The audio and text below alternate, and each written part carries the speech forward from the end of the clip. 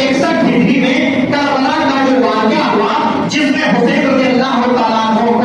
مظلومانہ طریقے سے شہید کر دیا، بس اس کا نام لے کر کے لوگ دین اسلام کے خلاف ایسے انتخاب کرتے ہیں جس میں بدعت و خرافات ہوتا ہے، شرک کا ارتکاب کیا جاتا ہے، اور حسین رضی اللہ تعالیٰ عنہ کے مظلومانہ انداز میں شہید ہونے کے نام سے بعض صحابہ کرام کو گالیاں دی جاتی ہے، ان کے اوپر لعن طعن کیا جاتا ہے۔ حسین رضی اللہ تعالیٰ عنہ کو مظلومانہ حالت میں شہید کر دیا گیا، اس کی تکلیف ہمیں بھی ہے، ہر ایک کو ہے، لیکن اگر انہیں شہید کر دیا کیا اس کا طریقہ یہ ہونا چاہیے؟ اگر وہ یہ شہید ہوئے اس لیے ہم ماتم کر رہے ہیں اور ماتم کے نام پہ یہ کام کر رہے ہیں، تو سوال یہ پیدا ہوتا ہے کہ کیا نبی کریم صلی اللہ علیہ وسلم کے زمانے میں صحابہ کرام شہید نہیں ہوئے تھے؟ کیا نبی کریم صلی اللہ علیہ وسلم کو اور صحابہ کرام کو اس کے اوپر دکھ اور تکلیف نہیں ہوئی؟ تو کیا نبی کریم صلی اللہ علیہ وسلم نے ایسا یوم شہادت منانے کا حکم دیا؟